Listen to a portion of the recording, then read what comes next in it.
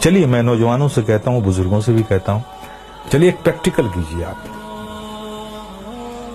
آپ صرف 1 مہینہ, اونلی 1 month نماز کو قائم رکھیے. کچھ بھی ہو جائے, ٹرین چھوٹتی ہے چھوٹ جائے, گاڑی چھوٹتی ہے چھوٹ جائے, کچھ بھی ہو جائے, لیکن نماز مت چھوڑیے. میں پریکٹیکل بات کر رہا ہوں. 1 مہینہ اس پر قائم رہیے, پھر 1 مہینے کے بعد نماز خود ہی آپ کو نہیں چھوڑے گی. آپ کر کے تو دیکھو یار, کر کے تو دیکھو میرے پیارے, پھر دیکھو کیا لطف آتا ہے. آج تمہیں سایہ بھی ڈرا رہا ہے نا, سایہ سے بھی ڈر لگ رہا ہے نا, نماز کو اپنے سینوں سے لگا دو. خدا کی قسم ظلم و تشدد کی کیسی ہوئی آندھیاں بھی چلیں گی نا, اس سے بھی خوف نہیں آئے گا تمہیں. جو بندہ 5 وقت اپنے رب کی بارگاہ میں حاضر رہتا ہو. ارے بھائی, ایک آدمی ہے جو منسٹر کی آفس میں کام کرتا ہے, اور دوسرا آدمی جو آفس میں کام نہیں کرتا لیکن 3 بار پرائم منسٹر کے پاس جاتا ہے. تو دیکھیے کیسے سینے چوڑے کر کے چلتا ہے وہ. اس کا آنا جانا پی ایم کے وہ آفس میں ہے. دیکھیے اس سے لوگ ملتے, ارے صاحب یہ پی ایم کے یہاں, اس سے پی ایم سے تعلقات ہے, پی ایم کے یہاں آ جاتا ہے, ہمارے پریزیڈنٹ سے اس کے تعلق. دیکھیے کتنا بے خوف گھومتا ہے اس ملک میں.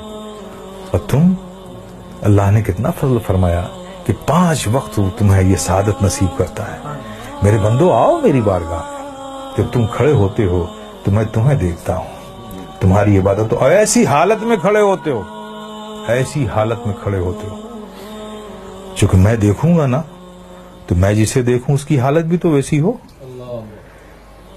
پیارے آقا صلی اللہ علیہ وسلم ارشاد فرماتے ہیں کہ رب نے فرمایا, جب ایک بندہ نماز کے لیے مسجد میں جاتا ہے اور نماز کے لیے وہ کھڑا ہوتا ہے, تو کھڑے ہونے سے پہلے رب فرماتا ہے فرشتوں سے, فرشتوں اس کے اندر جتنے گناہ ہیں نا وہ اس سے جدا کر لو, نکال لو, اور سارے گناہوں کو الگ کر دو اس سے.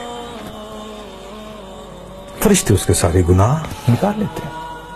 اب بتائیے, سارے گناہ نکل گئے اور آپ نماز میں کھڑے ہو گئے, اللہ اکبر, اور رب کی توجہ آپ پر, رب آپ کو دیکھ رہا ہے, آپ اس کی عبادت میں کھڑے, گناہوں سے خالی ہو گئے. آپ سوچئے اب نماز ادا کر رہے ہیں, صدق دل سے میاں انہماک کے ساتھ رب کے ذکر میں, اس کی یادوں میں مستغرق ہو کے آپ جو بھی دعا مانگو, گناہ الگ کر لیے گئے, عبادت میں ہو, رب کی بارگاہ میں ہو, دعا قبول نہ ہو.